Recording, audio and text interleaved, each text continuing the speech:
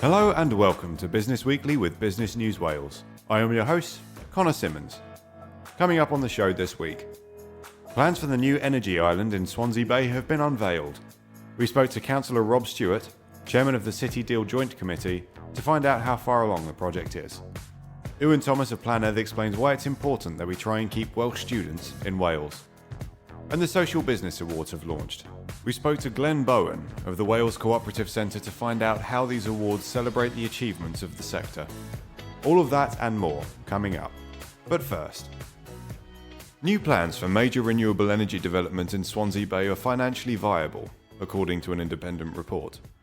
As well as creating thousands of jobs, the energy island would include a floating modular homes development, underwater data centre, solar farm, and the production of pure hydrogen and pure oxygen on site for storage or sale. It would also be shaped like a dragon. To find out more, we spoke to Councillor Rob Stewart of Swansea Council.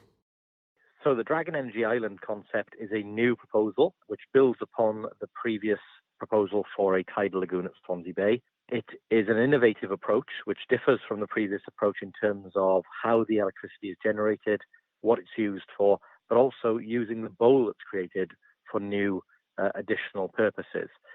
So we went out to the market before Christmas.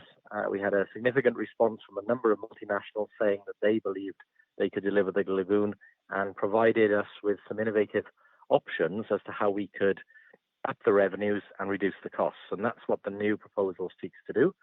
So it includes the proposals for floating housing, for the creation of additional energy through floating solar and underwater energy generation. It looks at the options for sinking data centres in there, which has happened recently in Scotland, but also using the energy produced to produce hydrogen or oxygen, which has a higher return.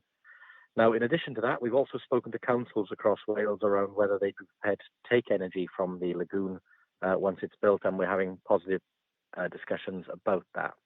So the next phase will be for us to go to Welsh Government with this report, which we've just submitted, and for them to give us approval to move to the next phase, which is around getting the model right, getting the finances detailed in order for us to go out to the market for a construction, development and operator partner for the lagoon. So that's where we are currently. Principality Building Society has provided £10 million worth of funding to 3 development sites across South Wales.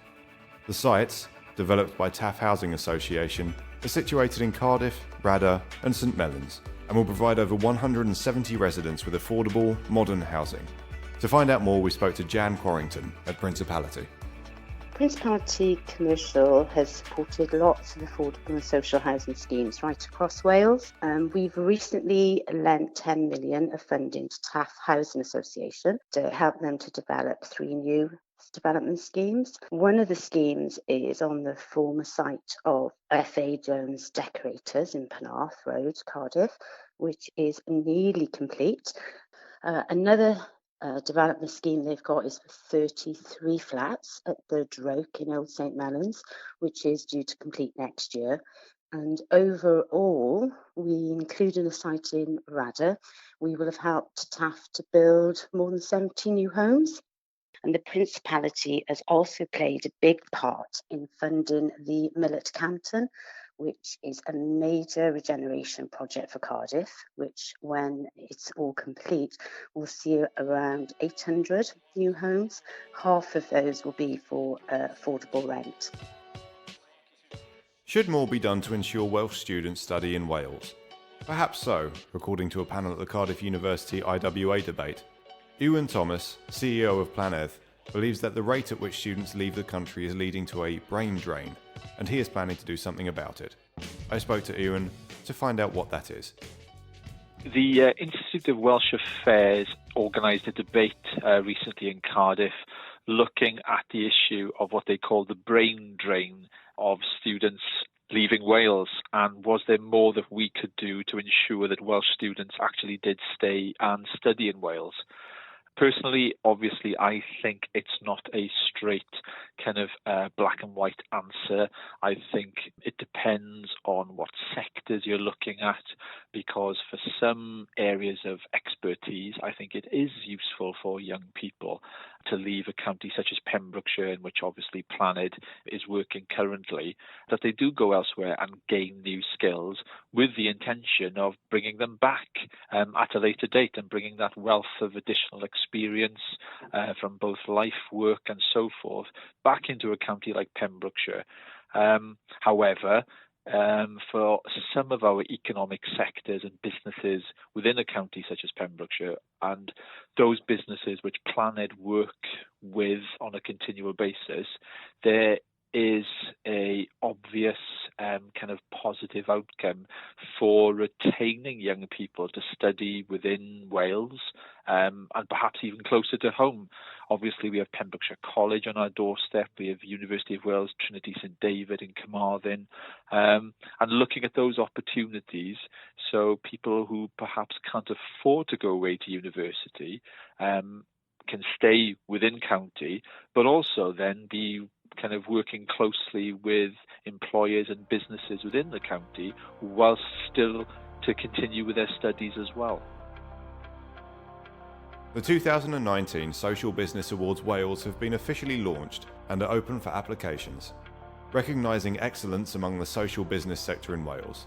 The awards have become a fantastic platform for many different types of social businesses to celebrate the successes and achievements of the last 12 months. I spoke to Glenn Bowen to find out more.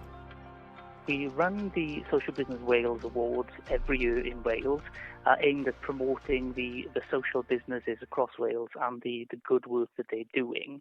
We've been running them now since 2010. We started off running them every 2 years, but latterly we run them every year.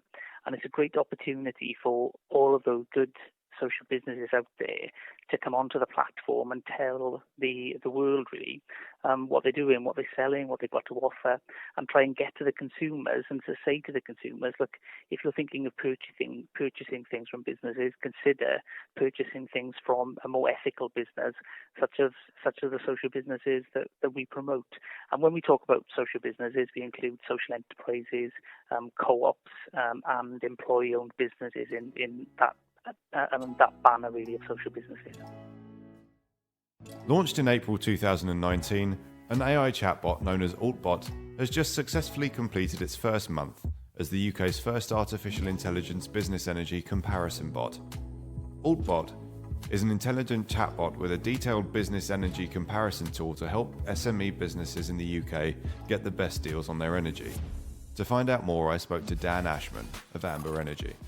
The comparison bot is an alternative to the traditional broker model. Our industry is built around call centres, cold calling companies, or using kind of telephone sales tactics to get deals over the line. The comparison bot challenges that, so we remove the overhead of an expensive call centre and we use machine learning and AI to find the best deal on the market, and we do that in a paperless, digital-only journey. The main benefit for businesses using the bot is price, quite honestly. So we offer a full, transparent, fair pricing. Give you an idea, in our industry, typically the commission a broker will include in a contract will be between 0.8 and 1.5 pence per unit. By reducing our overheads, we're able to significantly cut the commission. So we're going with a clear 0.3 pence per unit in the energy contract. The end customer is a fair price, a really quick, easy process. It's completely paperless. There's no jargon, confusing contracts to go through. It's all done online, and they can do it on the fly, from their phone, on the way into work. We just need a few little simple bits of information to be able to get them the best deal on the market. According to the mental health charity Mind, 1 in 6 workers is experiencing common mental health problems, such as anxiety or depression. For many, the workplace is the epicentre of the problem, with an estimated 300,000 jobs lost each year as a result of poor mental health. Cardiff-based legal firm Darwin Gray are taking a leading stance on the issue. To find out more, we spoke to Fflur Jones. So we've decided to hold this conference in reflection of how mental health issues in the workplace are becoming ever more prevalent. Obviously, as employment lawyers, we deal with many issues arising in that context for employers and for employees. In fact, it's probably a big growth area of work due to the very many problems that very many people experience. So we thought it sensible to try and bring together some experts and practitioners in this field to give us a flavour of the services they provide and also a flavour of their expertise, so that both employers and employees hopefully will find it an useful experience and will have good nuggets to take away with them, particularly because we've got some practical sessions involved in the conference as well, and also we have people speaking who have experienced poor mental health themselves. So it's a good mix of people basically that will be participating. A new non-profit organisation, Pure Fibre Housing, has launched in Wales and aims to bring the fastest internet speeds and highest levels of connectivity to housing association tenants. Welsh fibre entrepreneur Iwan Thomas tells us more about the initiative. The aims of Pure Fibre Housing is to make sure that the 3 million homes which are not connected by fibre broadband are connected. And we believe that the digitally excluded should be connected, and there's no reason why those homes should not be connected by Pure Fibre broadband like everybody else. The benefits of Pure Fibre Housing to this market is basically, one, to address the 11.5 million people who lack the 5 basic digital skills in that area, and it will obviously allow them to be part of the digital growth in the marketplace. The scheme came about by me looking at the market and realising that the 3 million homes that are in stock at the moment don't have this connectivity. The 45,000 homes which are built in the social market are not being connected by Pure Fibre. And for me, at the end of the day, why shouldn't they be connected to fibre like everybody else? And I think it's a market that's been excluded because the big boys are chasing the big numbers in the cities. I think the outcomes and the benefits to the people will be significant because it'll allow them to interface into the marketplace, to have better skills, to get better jobs, and also to work from home for companies which require online connectivity. And that's all we have time for this week.